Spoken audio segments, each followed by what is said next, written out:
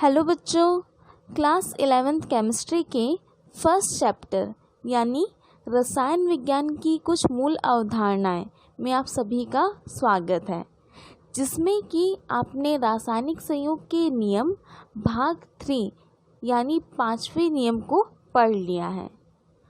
अब आज के इस सेशन में हम आधुनिक परमाणु सिद्धांत और मूलानुपाती सूत्र और अणु सूत्र को पढ़ेंगे।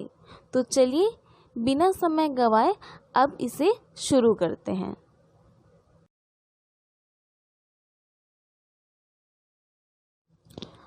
तो बच्चों, आधुनिक परमाणु सिद्धांत है क्या? तो इसका जवाब है कि आधुनिक परमाणु सिद्धांत के पहले जॉन डाल्टन के द्वारा परमाणुओं के लिए कुछ परमाणु सिद्धांत बनाए गए, जिसे डाल्टन का परमाणु सिद्धांत कहा गया। इसकी कुछ अवधारणाएं इस प्रकार हैं कि प्रत्येक पदार्थ छोटे छोटे कणों से मिलकर बना होता है, जिसे परमाणु कहा जाता है।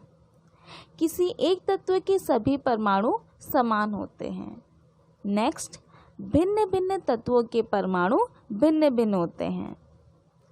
परमाणु वह सबसे छोटा कण है जो किसी भी रासायनिक अभिक्रिया में भाग ले सकता है। नेक्स्ट है, परमाणु वह कण है जिसे किसी भी रासायनिक अभिक्रिया के द्वारा और भागों में बांटा नहीं जा सकता।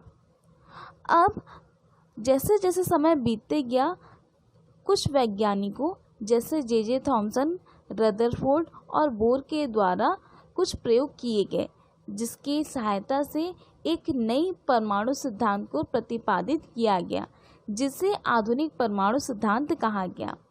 इसके अनुसार परमाणु अविभाज्य नहीं है, यानी परमाणु को और भागों में बांटा जा सकता है।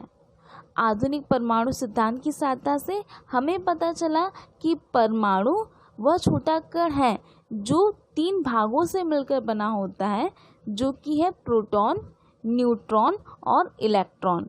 यानी जॉन डाल्टन का वह पोस्टुलेट्स या अवधारणा कि परमाणु अविभाज्य है, वह गलत साबित हुआ।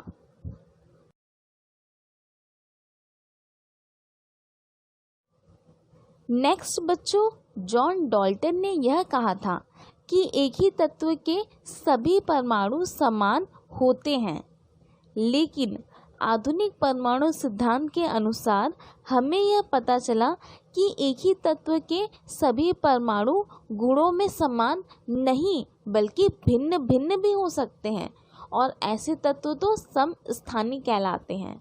जी हाँ, जैसे कि हाइड्रोजन के 3 समस्थानिक है। समस्थानिक यानी कि उनका परमाणु क्रमांक तो वही है, यानी निश्चित है, 1 है, लेकिन उनका परमाणु द्रव्यमान वह तो भिन्न भिन्न है। हाइड्रोजन के समस्थानिक का नाम है प्रोटियम, ड्यूट्रियम और ट्रिटियम। इन तीनों का परमाणु क्रमांक समान और परमाणु द्रव्यमान क्रमशः 1, 2 और 3 है।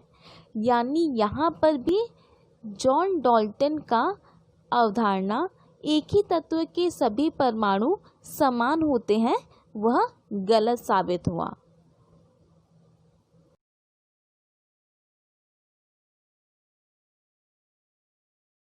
बच्चों, जॉन डाल्टन ने यह कहा था कि तो भिन्न भिन्न तत्वों के परमाणु गुणों में आपस में समानता प्रदर्शित नहीं कर सकते, लेकिन आधुनिक परमाणु सिद्धांत ने इसे गलत साबित किया। इसके अनुसार 2 भिन्न भिन्न तत्वों के परमाणु आपस में समानता प्रदर्शित कर सकते हैं। इसके उदाहरण हैं ऑर्गन, पोटेशियम और कैल्शियम।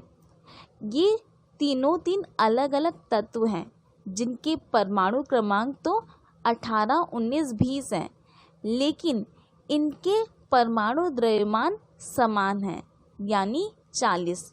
तो ऐसे तत्व जिनके परमाणु क्रमांक अलग और परमाणु द्रव्यमान समान हो, उसे कहा जाता है समभारिक।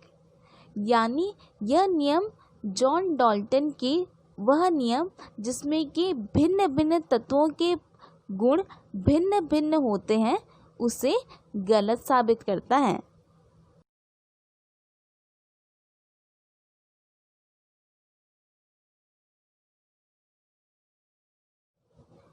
बच्चों, आधुनिक परमाणु सिद्धांत का चौथा अवधारणा है परमाणु अविनाशी नहीं है, यानी कि इसमें परमाणु को तोड़ा जा सकता है। किस प्रकार?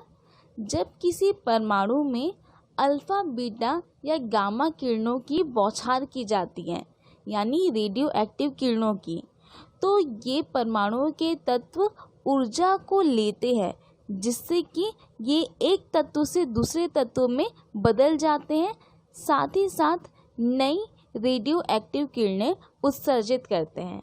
तो इस प्रकार से रेडियो एक्टिव किरणों की सहायता से किसी तत्व को अन्य तत्व के रूप में बदला जा सकता है।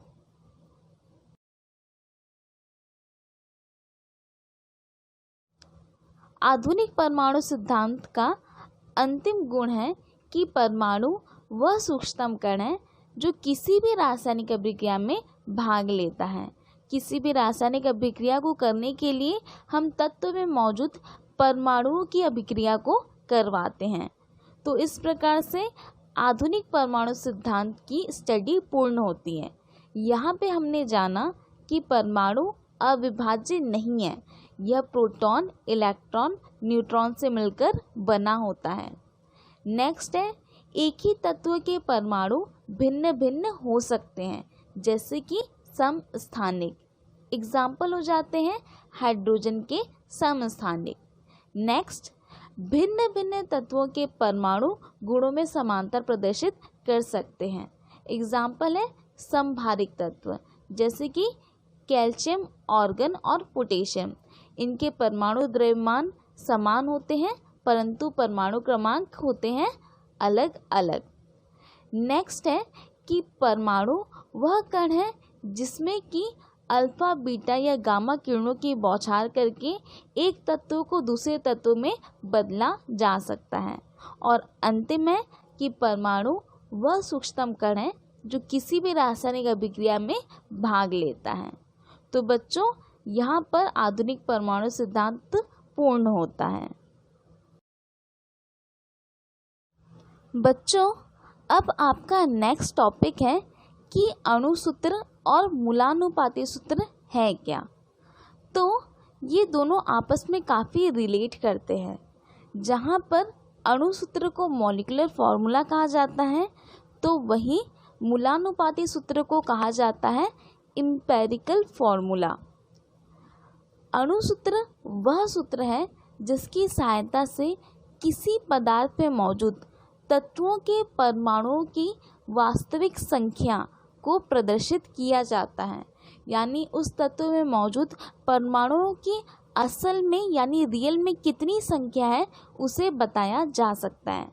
जैसे कि हम कहते हैं पानी का फॉर्मूला H2O, कार्बन डाइऑक्साइड का फॉर्मूला CO2।